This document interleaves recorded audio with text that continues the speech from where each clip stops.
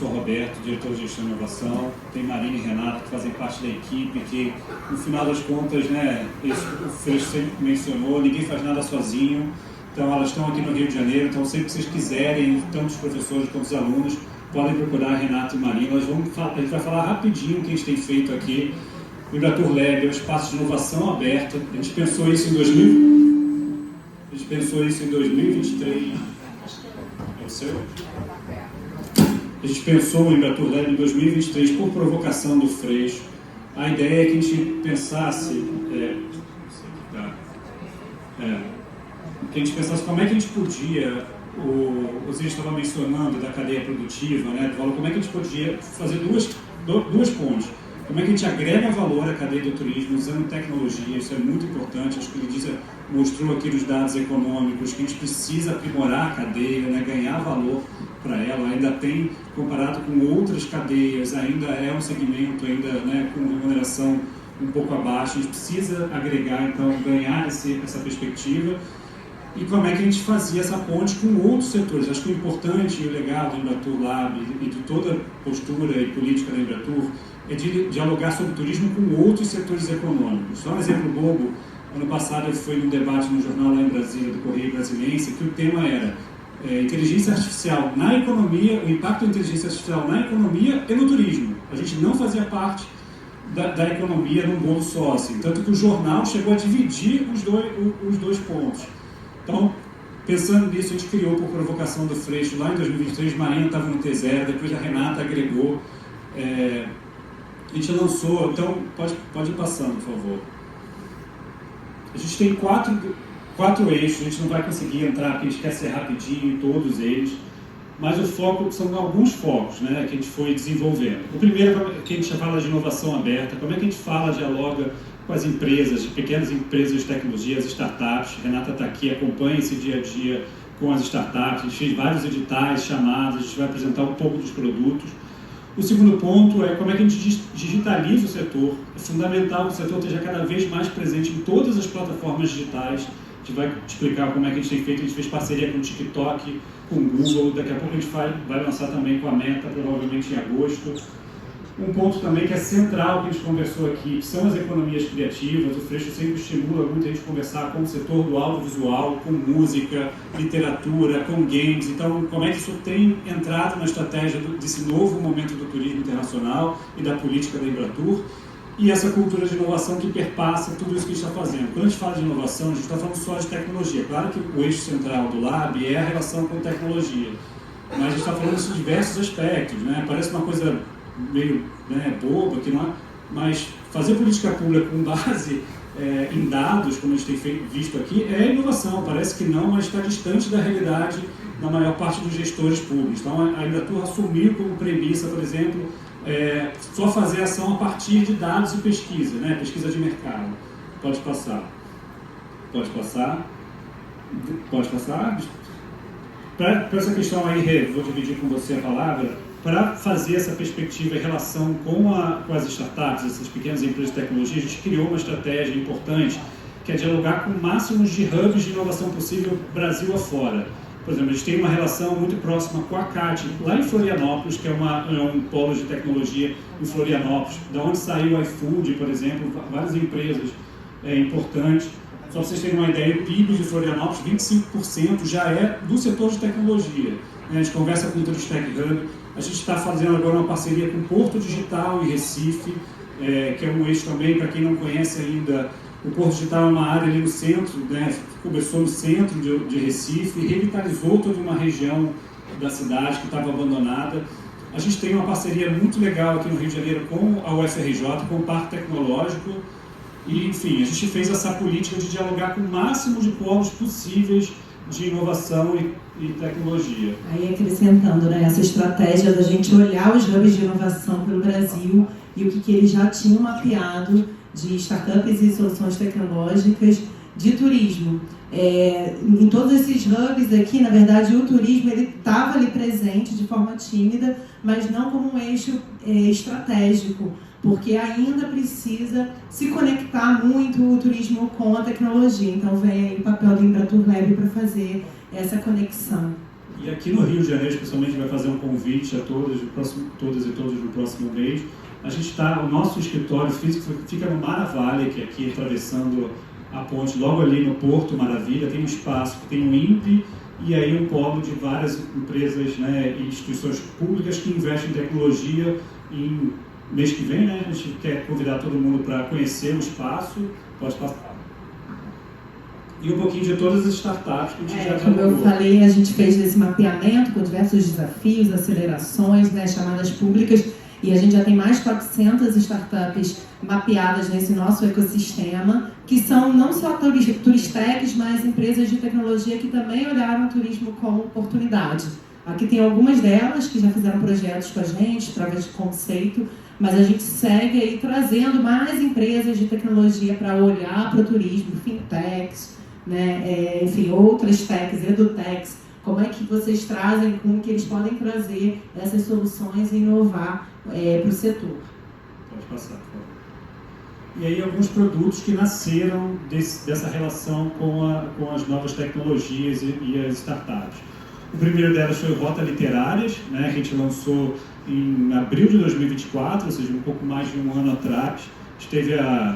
Nosso padrinho foi agraciado pelo Gilberto Gil, a gente lançou isso no Web Summit. Isso aí é legal destacar, a gente tem feito questão de participar de eventos e não de turismo. Assim. É claro que a gente participa de feiras mundo afora, vai estar no salão de turismo, vai estar em todos os espaços possíveis, mas é central, aquilo que eu mencionei no início, esse diálogo com outros setores. Então, a gente está indo em encontros de tecnologia para falar sobre turismo e mostrar o potencial econômico da atividade que vocês conduzem muito bem. Outro exemplo, até usando rotas literárias, essa semana a gente vai estar apresentando lá na Bienal e no Summit de Editores esse case, né, das rotas literárias, trazendo turismo também numa pauta de literatura.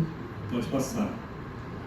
O outro produto também que nasceu disso, não sei se quem teve a oportunidade, saiu até no Jornal Nacional no último sábado, foi o Rota do Samba, que também foi uma provocação do Freixo. O Freixo queria que a gente, como é que a gente valoriza a cultura popular brasileira, a cultura do Rio de Janeiro, e aí a equipe lançou um produto, que dialogou não só com os saberes populares, acho que isso é muito importante, muito legal. A gente tinha o Diáspora Black, Guiadas Urbanas, Marquinhos Giovaldo Cruz. A gente ouviu muito a população local, de quem mora ali naquela região, para construir esse projeto. Pode passar. Quer explicar, mas bem rápido? Quando a gente fez aqui o Rota do Samba, é isso, né? Acho que só voltando um pouquinho, quando a gente fala que a gente traz as startups e a gente quer mostrar para ela que o turismo é um lugar que pode explorar, é quando a gente vê que tem tecnologias existentes e elas podem ser adaptadas para o turismo, que foi o que foi feito aqui, né? Existia uma startup que tinha uma tecnologia de uso de geolocalização, e aí com essa tecnologia e com a curadoria que o Roberto acabou de apresentar, a gente juntou esses conhecimentos e com a geolocalização num bairro lá de Oswaldo Cruz, aqui na cidade do Rio, que não é um bairro muito conhecido, não é muito explorado pelo turismo, a gente consegue levar o turista para esse lugar que não é óbvio, né? Por isso que a gente chama de rota, né? E tem questão assim, das novas rotas, a gente adapta as rotas às potencialidades do lugar. Então, com essa tecnologia de geolocalização, a gente foi pegando os pontos emblemáticos ali de Oswaldo Cruz para ir levando o turista a cada lugar. Então, cada ponto desse tem uma placa, tem um QR Code, tem uma tecnologia até também de realidade aumentada, que você pode ver a Tia Surica, o próprio Marquinhos de Oswaldo Cruz explicando aquele lugar e te levando para o próximo ponto, né? Isso tudo uma tecnologia que já existia e a gente adaptou ela para o turismo. E isso a gente tenta fazer com todas as startups desse ecossistema que a gente tem criado. E fazendo uma ponte que o Lidízia mencionou, e aí para quem está conhecendo um pouquinho o trabalho do Lab, principalmente com os alunos que estão acompanhando, para a gente só faz sentido a gente investir em tecnologia, ou qualquer outra atividade, se valorizar o ator local, as pessoas.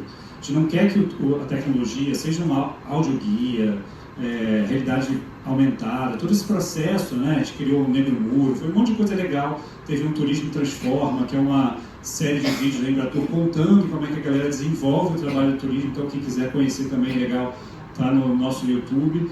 Tem um sobre a questão da Rota do Samba, mas o importante é que a tecnologia, ele estava citando aqui, de Deezer, que a tecnologia em qualquer atividade que a gente for inserir é para valorizar e agregar valor para quem já trabalha no turismo. Pode passar. Esse é só um exemplo também de ações com startup, como a cadeia produtiva ela é uma cadeia muito rica e muito ampla, né? Você está falando desde o vendedor do coco, do milho, do barraqueiro, ao dono de um resort. Então a gente também está fazendo essa gama dentro dessa cadeia tão ampla, e tem um que é o que a gente chama de resort mais eficiente, que foi uma chamada pública também para startups apresentarem soluções. Eu ia falar que aqui conecta muito também com o eixo de sustentabilidade, né, com a coordenação que fica na gerência da Marina de ESG, por conta da questão de gestão de resíduos, né, de como é que você otimiza aí a matéria-prima de um resort que é o inclusive, né? Então como é que a gente está testando essa tecnologia agora num dos resorts que foi selecionado pela Resorts Brasil, que é nosso parceiro nessa chamada, para a gente poder implementar em todos os resorts que têm esse tipo de problema de sustentabilidade. Pode passar, por favor. Bom, o outro elemento que a gente falou, pode passar, que é a digitalização do setor. Tem um programa que é uma parceria com o Sebrae chamado Melhores Práticas. A gente precisa usar cada vez mais. Eu sei que quem tem TikTok aqui dos alunos, todo mundo sabe usar o TikTok, porque eu só entrei no TikTok, na verdade, por causa do trabalho. Eu não usava. Aqui tem pessoa mais jovem. Isso denuncia um pouquinho a idade. Mas todo mundo sabe usar o TikTok como ferramenta de trabalho. Então, para quem tiver interesse, a Embratur fez alguns webinários, tem material no site da Embratur, junto com o TikTok. A gente fez a mesma coisa também com o Google, com as plataformas do Google. Está tudo disponibilizado no site da Embratur. A gente precisa usar cada vez melhor essas ferramentas que fazem parte do nosso dia a dia para comercializar mais e se vender mais, no final das contas. Que a ideia das melhores práticas é que a gente use essas ferramentas, por isso que é uma parceria também com o Sebrae. O Sebrae Nacional é o grande parceiro da Embratur, uma série de políticas e ações que tem desenvolvido.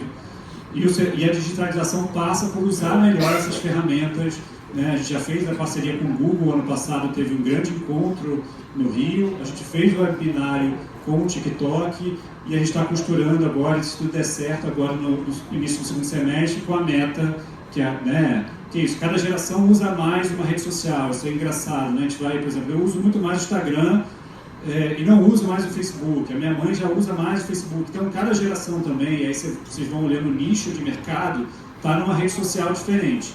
Então, a gente tem desenvolvido com as grandes Big Techs uma política de incentivo de uso melhor dessas plataformas. Só para completar, o que é importante também nesse projeto, né, como o Roberto estava falando, é que a gente trabalha o turismo na ponta, né? Quando a gente fala de melhores práticas de digitalização, pode passar para o próximo slide, por favor. Nesse projeto, tanto com o Google quanto com o TikTok, que está no próximo, a gente fala especificamente com o hotel, o pequeno restaurante, para como é que eles se mostram para o turista internacional, como é que o turista internacional acha aquele serviço, acha aquela experiência, acha aquela hospedagem, né? A gente vai viajar, a gente procura, é isso, né? A nossa geração procura no Google, há quem procure no TikTok, isso vai variando realmente conforme o uso de cada um. E aí é como é que essas pequenas empresas conseguem se mostrar melhor para o turista internacional, né, no nosso caso. Mas é para a gente atender aquela máxima de quem não é visto não é lembrado, entendeu? Como é que a gente se coloca com as melhores práticas, sem aquela questão de impulsionamento, com o algoritmo de graça. Vou botar uma foto, vou botar isso. Quais são as boas práticas para eu me apresentar com mais facilidade para o usuário final? Tá? É isso com o Google, é isso com o TikTok, é isso a gente conseguir fazer com a Meta. Então, quem já tiver interesse de usar melhor, começar a usar melhor as ferramentas, já tem tanto das ferramentas Google quanto do TikTok, tudo disponibilizado no site da Embratur. Parece bobeira, gente, mas muda de fato a sua capacidade de diálogo e, no final dos contos, de se comercializar e vender mais, que é parte do objetivo também de quem trabalha com turismo. Pode passar, por favor. O TikTok a gente já mencionou, pode passar.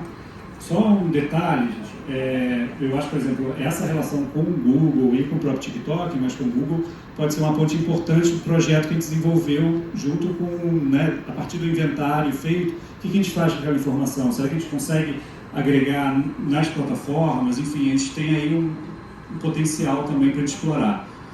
Outra ação muito forte dentro do lado, que é um dos pilares que a gente mencionou, é a questão de economia criativa, né? Todo mundo provavelmente já ficou aqui em algum momento com vontade de visitar um local que viu numa série ou num filme. Então isso, por exemplo, em alguns mercados, né, a gente pensa sempre em turismo internacional. Por exemplo, no mercado norte-americano, que é o segundo mais importante para o Brasil, 44% das pessoas decidem as suas férias, os seus destinos, suas viagens, a partir de filmes. Então não é um detalhe... Pode passar, por favor.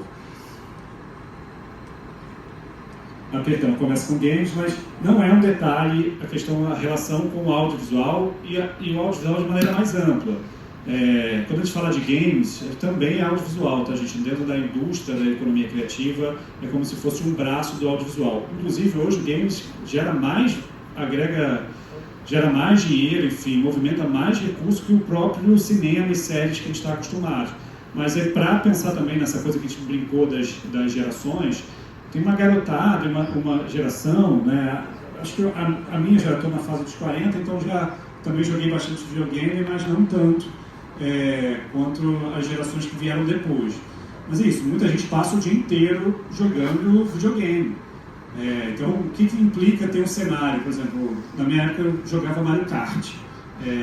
Você imagina que tem o cenário do Mario Kart visitando o Rio de Janeiro, ou em uma floresta, na floresta amazônica, enfim, na Mata Atlântica. Então, a ideia é usar, a gente fez esse primeiro, foi uma parceria com a Abra Games, a gente fez o primeiro concurso ano passado, então foi premiado, contava a história do sertão, do Aleijadinho, tinha um terceiro que agora fugiu a memória, mas a ideia é usar games agora, e a gente está com o segundo edital aberto para os produtores de games usarem o Brasil como cenário. Pode passar. A gente produziu também um edital de curtas-metragens, né? A gente está incentivando a produção de conteúdo sobre a cultura brasileira, então a gente fez o primeiro concurso, começou em 2023, saiu o resultado em 2024, a gente lançou no finalzinho do ano passado, pode passar, o segundo edital de curtas focado na Amazônia, que tem histórias espetaculares e assim, os roteiros escolhidos são bem legais. Quer mencionar só o do Glauber, eu acho que é legal. Um dos roteiros, né? Porque... não pode falar. Não, exatamente. É porque a gente tem um roteiro, mas enfim, do Esse Brasil com S, do Amazônia, a gente selecionou 4 curtas que eles estão em execução. Então, quando eles mandam pra gente, eles mandam o roteiro, aí eles ficam, aí a ideia, o que a gente propôs no edital, é ele ficar até novembro e a gente ter os filmes prontos em novembro. Mas é isso, a gente entendeu também que esse edital focalizado, temático, trouxe assim, muita riqueza no material que a gente encontrou e dos roteiros que estão sendo produzidos a partir do incentivo da Embratur. É isso, assim, é sair um pouquinho da caixinha também, né? Falar sobre turismo a partir do cinema. E por último, o Marcelo Freixo mencionou aqui, a gente lançou na semana passada no evento do Rio de Janeiro, focado em economia criativa Rio to See, uma parceria com o Netflix. O Netflix é uma plataforma que todo mundo, a maior parte conhece, está em 190 países, ou seja, fala com muita gente. E aí eles produziram uma campanha que vai também finalizar, ela começa agora, mas o produto final fica pronto provavelmente lá para novembro, que vai ter um guia de turismo a partir do audiovisual brasileiro. E a gente queria mostrar para vocês um pouquinho o vídeo, como ficou. Todas essas produções da Netflix passam no Brasil. E aí a pergunta isso é uma campanha publicitária de turismo ou uma série de TV? Eu queria só mostrar para vocês rapidinho. Tem 2 minutos, a gente está fechando mesmo, pessoal.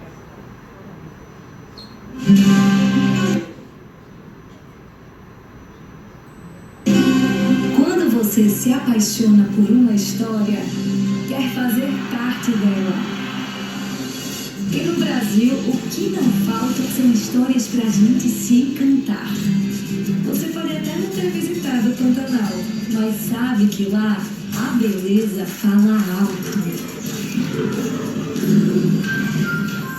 Nunca esteve na floresta amazônica, mas já sentiu o mistério que paira no ar. Pode não ter pulado no trio elétrico da Bahia, mas consegue sentir todo o axé do carnaval.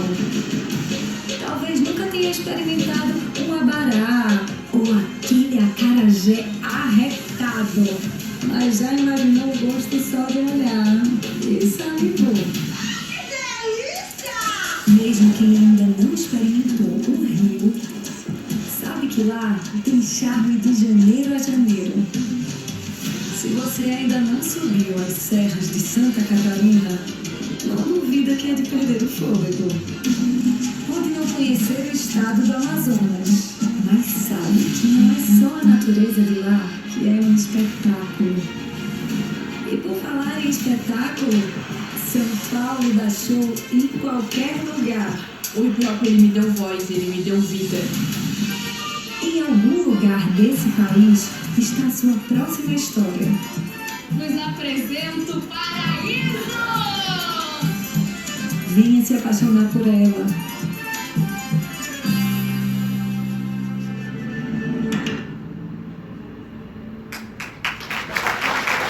Todo mundo aqui já tenha sido influenciado, já tenha tido vontade de visitar um lugar a partir de um filme, de uma série.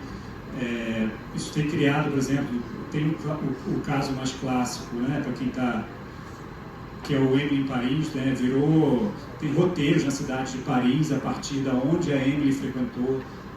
Aí olhando para a nossa realidade, né, o do filme Ainda Estou Aqui, fugiu, não, obrigado, Ainda Estou Aqui, a casa, né, da família, virou um ponto turístico também, que nem é no espaço original, ele é filmado na Urca, ali no Rio de Janeiro, tem sempre gente com fila.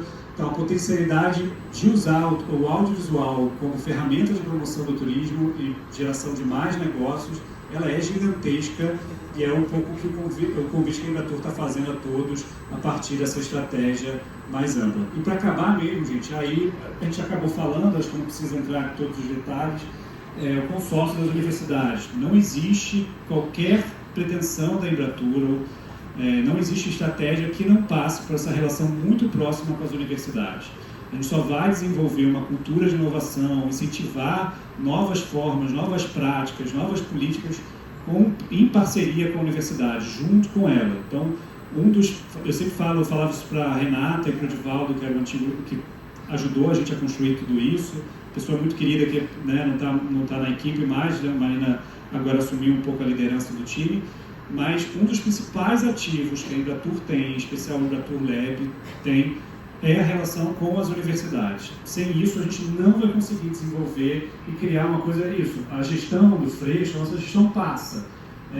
E para que não passe toda essa política, toda essa estratégia que ele está desenvolvendo, a universidade é central para essa estratégia e dar continuidade no que a gente está incentivando.